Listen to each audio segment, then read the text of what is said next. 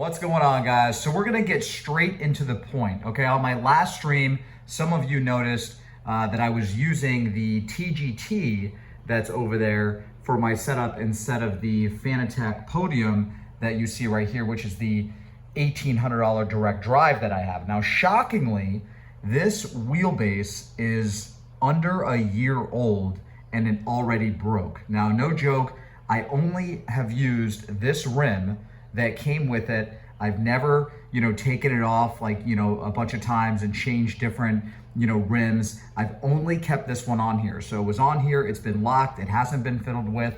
I literally have only played maybe once a week. I took a break for a little bit. So realistically, we can say that this base only has about 2 months of playing time on it. And I run force feedback probably around 34, 35. I don't really do a whole lot of driving on this thing and it already broke. So let me explain what happened here. And I want you to look inside, take a look at this. Now look close, do you see that black right there? Kind of see that? Okay, now I want you to remember that because we're gonna look at the CSL Elite base. And when I took off this rim right here, this came out, let's see if I can zoom in. This right here actually came out of this. Literally, it just came right out of it. Okay, now it's zoomed. So I basically took this off. Look at that, look how destroyed that is. Do you see that? It's completely just messed up. And as soon as I took this rim off, I noticed that there was chunks of plastic that were all inside of here with that thing coming off. And this piece that's in the back right here, which connects, that connects to this right here, okay? So that piece that's all the way in the back used to be up here in the front, but now it's pushed back. So let me explain the symptoms that I was receiving before this happened. So I noticed probably, I don't know, maybe about a month ago, I'd be driving on this rim and this wheelbase would all of a sudden, it would just start jerking. Like I would just go through a turn and it would just go left to right, like really, really fast. And it was weird that it did that because there would be no bumps or anything. You could be in a straight and it would just jerk. And I thought that was kind of strange that it would just randomly start having these like weird movements when I was driving. And that was my first hint that something could be wrong with this. Then suddenly, maybe like a month later, everything on this rim would just stop working. So if you were shifting, if you were just shifting, the shifts wouldn't work, the buttons wouldn't work, nothing would work, it'd be dead. But your pedals would still work. And then I was like, okay, well, maybe the rim is breaking. So then this started happening more and more and more. And it came to a point where I was like, well, I can't do this because I could be in the middle of a race. And if I'm in the middle of the race and this thing stops shifting, I'm gonna lose that race. So what I did was I took off this rim to swap it out to put this rim that you see over there on there. And as soon as I took this rim off, that's when this plastic piece that you see right here was all like messed up here. And now I cannot mount either that rim or this one. It won't work. Nothing will bolt onto this anymore because obviously the sensor's too far back, so it can't connect to anything. Now, before we go over there, we're gonna take a look at the CSL Elite base. I have to explain something to you. So there's gonna be a huge similarity to the CSL Elite base and the Podium. But before we get there, I wanna mention that there's been a lot of quality control issues that I've had on top of this. So do you see how this button is green? And do you see how this button is white? Well, they're actually not supposed to be like that. And take a look at this R3 button. You see how that's cracked? See that? So I don't even use, I use this button a lot, but I don't use the other buttons. I literally never use R2.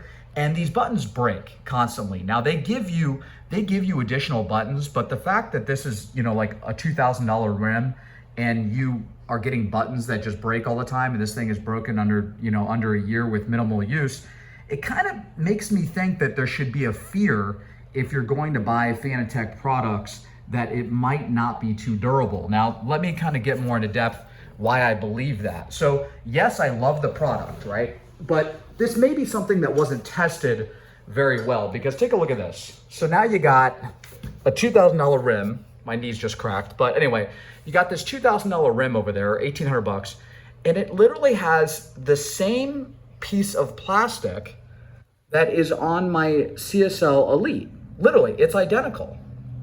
It's the same thing. So you got this same part that obviously mine got wore from, just repeated use, and it just broke. So why is there the same plastic connector that is on, a $350, $400 base compared to something that's $1,800? And that makes me think that if you were going to spend the money on that new direct drive that's coming out, are you going to run into this issue? Is that extra torque that is provided on the Podium or like the new direct drives, is it actually worth it? Is it going to damage the plastic? So, I mean, just something to keep in mind, guys, because, I tried using, I've used this base before also, and I use this base with this rim that you see here. And I want to also mention that I didn't like using the CSL Elite base because if you turned your force effects up too high, your FEI, I would get rattle in this base. It would just start rattling a little bit, which really kind of made it annoying, and it took away from the immersion because that rattle that's in here, it's just distracting. It's like having a G29 that has a motor and it's not belt driven and it just rattles all the time. And I feel like when you're paying extra money for a premium product, you shouldn't have to deal with these issues. And with Fanatec, I've really had nothing but problems. I have rattles with this. This piece broke on the $1,800 rim. This actually also broke in 1 month. There's an issue with this. So if you hit the tuning menu right here, these lights will actually get all like squiggly and weird if you're on this base or whatever base you're on. It's just the rim that's messed up, and you can't tune. You can't tune any settings if you use this rim. So what I had to do whenever I use this rim, I had to put the stock wheel on, make my tuning adjustments, and then put this one on in order to drive it.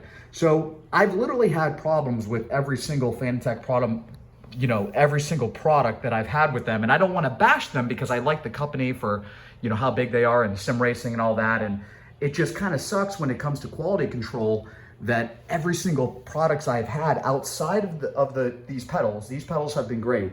But everything else that I've had has just had an issue. So if you are one of those people that are thinking about getting a Fanatec product, I still think they're great to have, but my thing is, you need to get a warranty. If you're going to go out and you're going to go spend some money with something like this and you want to get like a nice product, just make sure you try to get some type of an extended warranty, because I'm telling you, I don't know about durability of these things. It's just, it seems odd that every single thing that I've had has had an issue. So be careful, try to get a warranty on your product, and I hope this video helps somebody out there. But anyway, guys, remember, streams on Tuesdays. I'll be back soon. I hope you have a good day, and I'll see you next time. Take it easy, guys.